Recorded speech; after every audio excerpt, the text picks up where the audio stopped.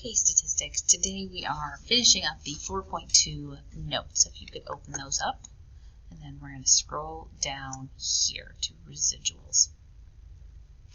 Residual is the difference between the observed value and the response value. So the observed values are the actual dots in the scatter plots, and the predicted values are all the dots that are hypothetically on that regression line. So here we have residual is the difference between the observed and the predicted. The observed y is just the y. It's the y coordinate from the data you have. And the predicted y is this y hat. That hat's supposed to be over the top, like it is right there. And that is your residual. Remember from the video we saw yesterday, this image here, these green lines are the residuals. These are the distances away from what we expected to happen. We want everything to line up on the line, but in the real world that doesn't happen. So these are how residual is how far away the dots are from that expected line. Okay, so let's see example 2. One of the hikers weighed 165 pounds and his pack weighed 35 pounds. Find the residual for this hiker. Find the predicted pack weight of this hiker first. So first we need to find the y hat for this guy. I'm going to type, all right, this is y hat, not just y. So y equals, we know by the predicted pack weight, he is 165 pounds. So we're going to put that in for the x coordinate of the equation that we did earlier. Okay, I've recopied the equation from up above to right here. So 6.2, 6.93. Oops. It's not writing. 16.2, 6493 plus 0.098. And here's where we put in our weight. This guy was 165 pounds. So that if you work that out, you're going to find your y. Again, these are y hats. Y hats. These are expected values, not actual values. His actual value was 35. But if we do the work, 0.0908 times 165 plus 16.26493. And if I typed everything right, I got 31.24693. So that's the expected value of his backpack. His actual backpack was 35 pounds. So the residual is then observed minus predicted.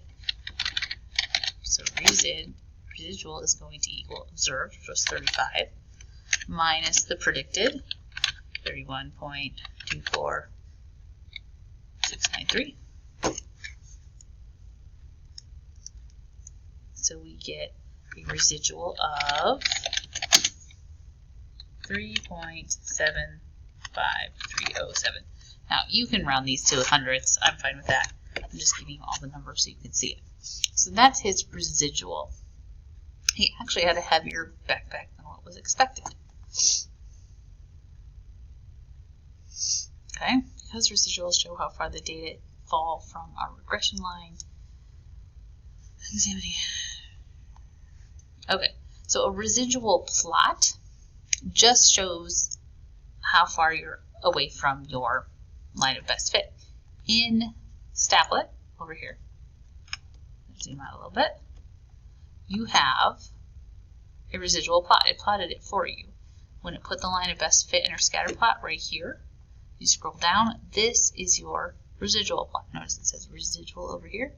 The explanatory variables are along the x-axis. So our explanatory is still our body weight, but now the y-coordinate is how far away from the line of best fit these points actually were. So this guy right here was super close to the line of best fit, whereas this guy up here, not so close. So go ahead and copy that into your notes. Remember, it's Control-Shift Screenshot button, which is the button above the 6.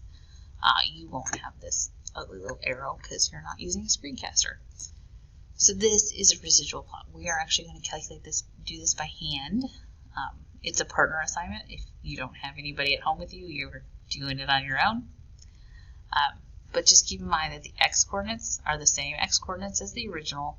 The y-coordinates are now the residuals, which is how far away they were from expected.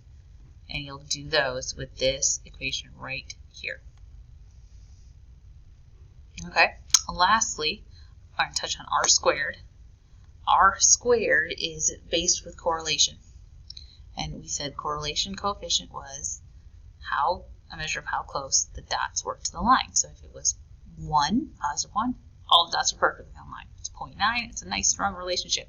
It's 0.2, it's still positive, but they're all super spread out.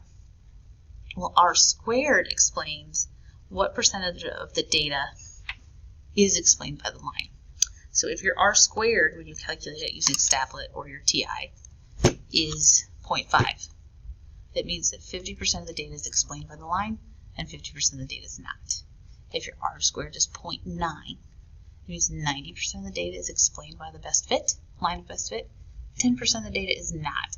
So those are like our outliers, or just things that don't fit the pattern. That's what R squared is. It's called the coefficient of determination. All right, you should have an assignment sitting in your Google Classroom. I'll see you the last 10 minutes so you can ask any questions.